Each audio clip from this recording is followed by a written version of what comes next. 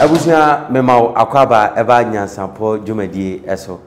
Mepachew enne dwumadie na yebedi no ehu hia me pa. Ne nyina hu hia me but enne die yi eyamamre a yatia but insem bi wo ho no ma yatia asechire no na akwa bibia wo ho. Nene yato yensa frɛ opanyi a ye ba santimamu a ye kasa mamra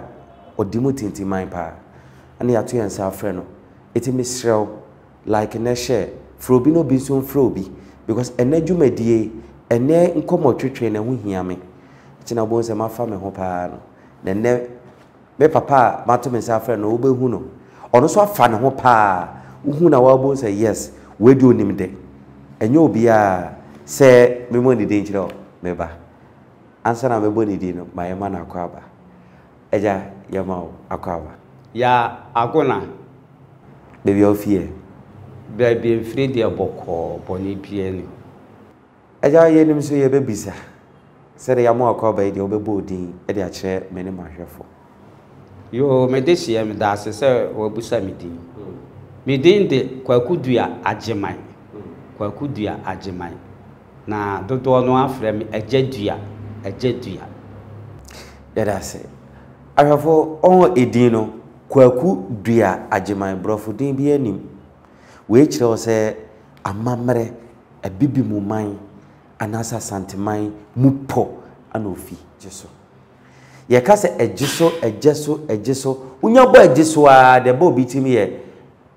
oba panyi ya santoa na eno nko ana asanteman kasa omufihin omasifihin abusua ben anomufimu yo medesi medase pa se obusa ejosofo omo amamre ni wo manti ne baabi a omo free na omo ho abakosem nyina ehia pa udu asanteman mu dia ejoso de obodin a na wonim se wabokru paadi sanse ejoso de omdi mu akotin pa yenhia owa ka asanteman ka antimi anya asanteman ti se wo momwa pa kese pa no de boaye na ejoso wo ye asonafo se de ye nananom wo mo kan da bia se asonafo no wo mo firi kokobi ante ena wo mo nanane efre nana asa obo ade na odi o manim a na wo mo ewo ebodan mu ena mo firi ho a wo mbe ebe kyekere adanse akurufuum ehon ena wo mo ase tre no ena wo mo tutuye ebi firi ha ko ha bi firi ha ko ha na ejosofo no wo mo a wo mutu efiri ejoso no na aboaje agi ena odi wo manim ena odi wo mutu firi ejoso ena odi wo betena akuru bi from patabu eho no betena aye na ho na aboaje agi wo oje mu chese okọ ekura ena asumijima na asumijima ono obedi dom nanimu ena ofa omufiri patabu ho ena ode omo ba ejoso esabri baabi a omuti na omuduru ho no na asase no so enyo saa na chese ye wo ohini bi a so na wo tin pa a wo empatamu ho na ye friend nana kwache dopoa enti ejoso ene kontase ene asamai ene epomu ho nipa kakra anasa aman kakra wo ho no wo nyina ka mu bu ena omutu na kwache dopoa esosa ena omutu no efiri posomtwe no ho enti ema asase no so ejoy ena ema e friend say ejoso man omsoso enya baabi etna ya abepem sabri Everything have is real like na subscribe share no be so enye bi nyansampo dwumadie yeguso eye ejeso man ye ne ejedu ana etwetwen enkomo eja wadaroma ubo dikopim the first ne ho asem te se Yo, me this year, me dasi. Nana diko pim. Onso so oye bia ma santeman pa baby o bia santeman danase. Waya ade pa. Ade nti na meka asem sei. Ye meka ne se. Ebra asanteman ye ya adwene se ebekwa akon ade fa ahudie afiri bo ntim jakari ene ne denchira man mu no. Obli komfo eye se ohie nipa bese nan na wo mo fa wo mo ho enyina na ase wo mutu wo mo ba na wo mo fa wo mo ho enye nyankomade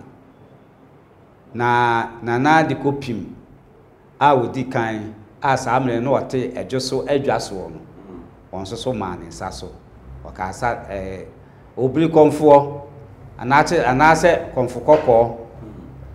die opese odi mi bia mi gina ho pinti family se de be ya asanteman enso ebenya efa ahodie na enchinima enso so enya wo mo ahoto nti no onso so eden ho man na abakosem ekire se na di kopim no konfa noche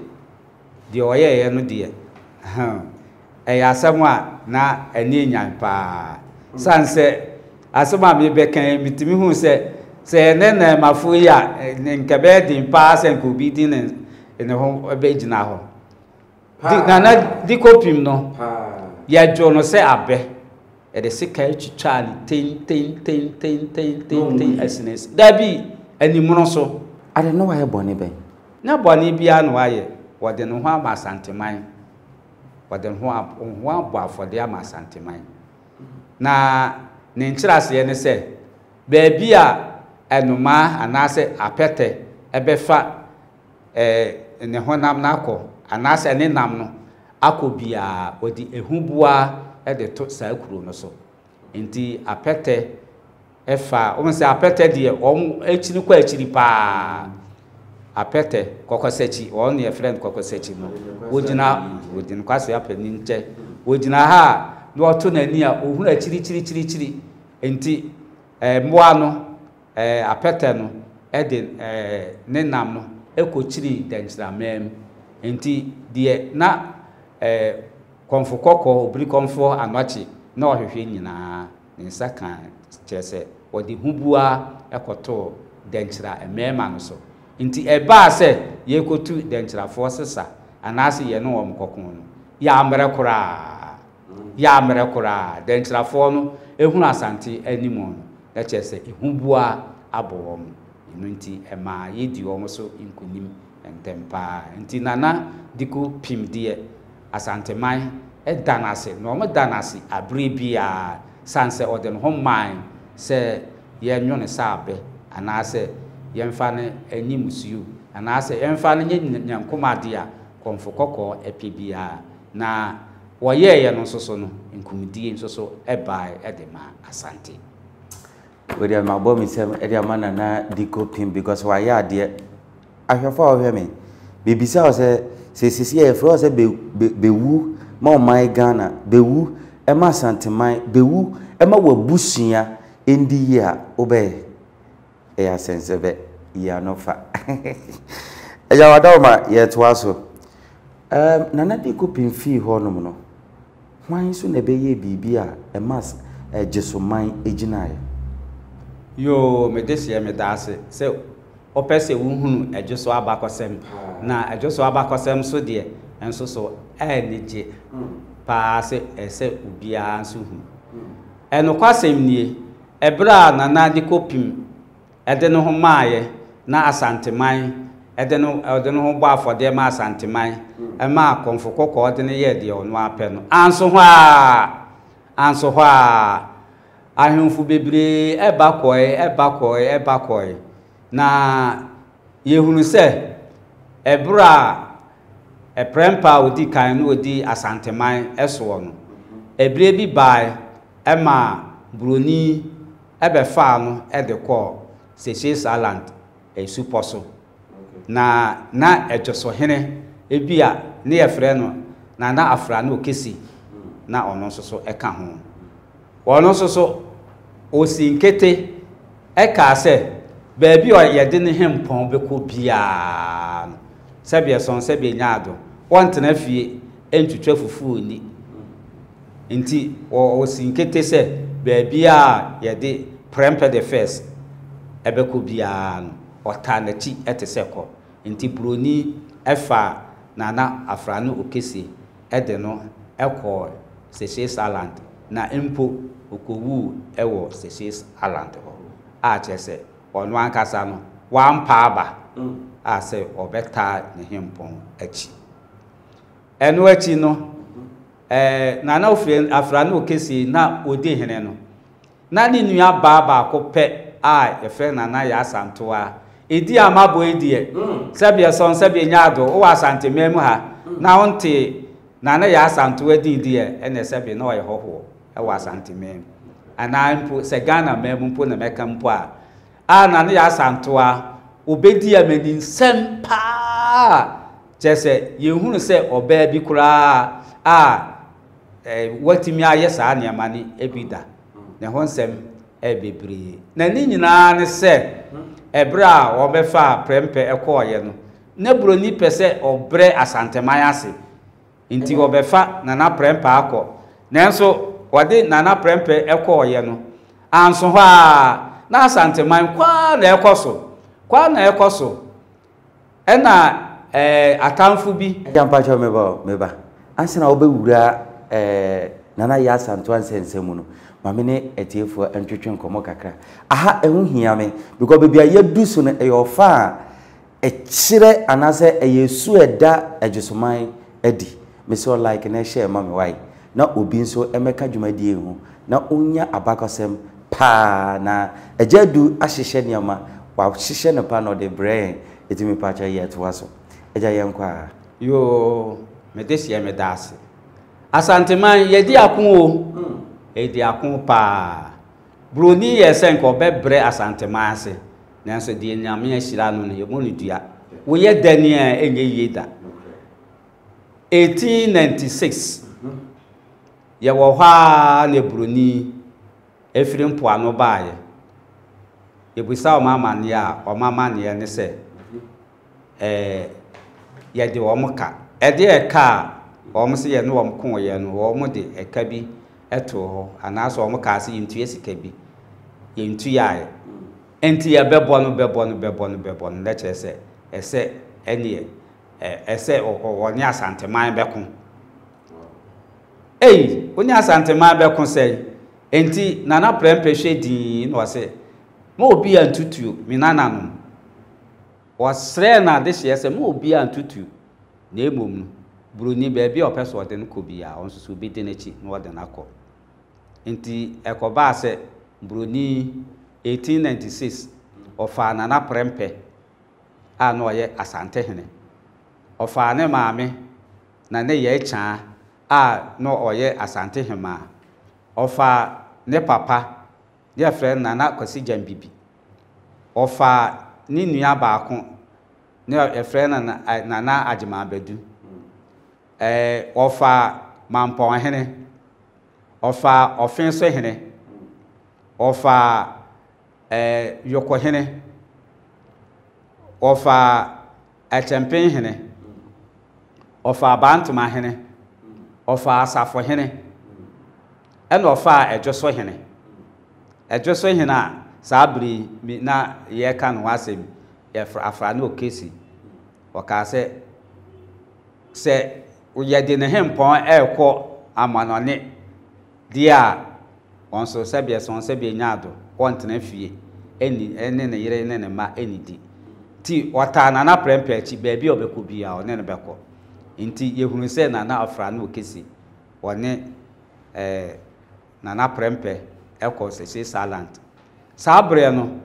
ne ekase na ya asanto ansoso ni nua ba akoro na ni nua ba makoro na afra na okesi a woye adwoso hene na onsoso ye adwoso hema we na chi no mfie na yachi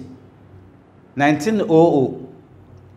yen sa ahwe a broni akoro onsoso na nanim ni Frederick Hodgson we de broni foforo de obefa na prempe ko ye no near friend Maxwell Williams 1896 governor no near friend Maxwell Williams na 1900 no de Bruni obaye near friend Frederick Hodgson also obaye near man akonwa was asanteman ade na mbuma nintia ade de animtia wase na akonwa amode amami a mo se mentena so yi ese fatame ana ade ntina asikadwa no a asante hene etena so no monko fa mreme na mentena so ena asante man se na asikadwa de yemfa no mre wo sei wona wodia prempe na ne dia na ono soso oni ho ena okacha asante man se sisi prempe o mebiu na prempe ye de no ko sisi silent o mebiu ena brochire hinma on soso oni ho a me na me wo ho oni ha enti saa nipa ba anu ni ho a me na me toso miensa enti asikadwa no monko fa mre me na me metena so say na wabo ni trimopo ke de ba nanka wawia sikadwa no na ko de adwane enu nti no de ekoba ense na ne asanto a waka se wompene ne ompene china eme fa sikadwa no emre no na asemfu a ogusa broni nse broni e oba ohuru na prempe os mi hu no prempe mi hu no na o sisi silent and was a me catcher on the catcher or chinam what as yes asikadwa no prempe na ne dia inti baby a okon what the na de kosie ansa no okon nti so asikadwa no ehunu anaso watana so dia baby ade na prempe kon kofa ne bra de di osie ono an wo yie nti oba no ano abekire o baby ono ede kosie enti na weenu nyina achi no na prempe de no gina du ayi a friend say broni gina du gina say sikadwa no de opew yempew o de sikadwa no beko say no obi akotia ase akwa kire say he na wo pese obre asante asia wo mo he na wo de no kwa na awie ana sikadwa no ne ho hia nti yiro ho se won sabeka sikadwa no na sikadwa no de wo ye ni sanka sikadwa no nti de ba ye ne se etuo beto nti na ne asantoa osori ginai obabisi a ugina apremu anu osori ginai na woni ne hemfo aka no won so ebolichidom na woni broni edi esiani na emom no sede abrofo no wo mu ekura ayi premo no ne niema ne yesusu asante so sebie son sebie nyaado ti abofre ne de kwa akun ye na chese asante ye a anye ankoyi chese ese na ne asanto a won so okope baabi na obo ne ho adwa okohinta nti na ni tie wetwam ne se ese ye beche na ya asanto a na ye dekọ na ne asanto ampese meka no ho abakosem kakra fanto aso meka no ho asem kakra sanse yate no ho nsem bebre ebika sei ebika ni sei na ne asanto a ja so oboduem kakra me pa cha obebi ya du ne ahu hia me pa because ejeso man obo ejeso a na ya asanto aginafa ne ho nsem ne de we twe ha na we atwe ha na we atwe ha we enye book mu nsem eyo panyi a asem ni siye no wo hobi nani etuem naso ate ono aye ko no okobi ye ba no obabi eti de oka no enye obi na aka kire no ana oka dono nim ana oka mesrew like na share o message no fabra na yenso yehu de unso pese ubisa ye ajadu we de mam bisa o imprempren mu ajuso man ohene be na di yeso yo bedesi ya medase ajuso sede ye nyina ayenim nkuru anase amaman Sebia son ɔhene wei betena konwa so a na ɔkɔ ekura wei betena so na ɔkɔ ekura no samri ɔhena sabri ɔte edwoso akonwa so no yɛfrɛ Nana Afrane Okesa ɔtɔso enan. Nana Afrane Okesa ɔtɔso enan. Okay. Ono na di ɔle sesi ya de ɔte akonwa no so. Abusia Mr. Odu baby ani abusia sɛ ɔhene bɛn ana 2021 odi ejusuman so a Nana Okesa Afrane a ɔtɔso enan. Me paso onya no baby a Nyansapo TV so enko a eje de yebeja omo akono wasema etwato ema Nyansapo ahwefo yo mdesia medase aseda ene ayeye na me kanfo Nyansapo dwumadi oma ya de bebre oma ya de so ama hu adwiri me sanse ebra o mo frɛ me se ometo mano na menkyere abakosem kakra no na mehunu se omsoso omodwene se be enkyiri mai ho ye mpanifo ide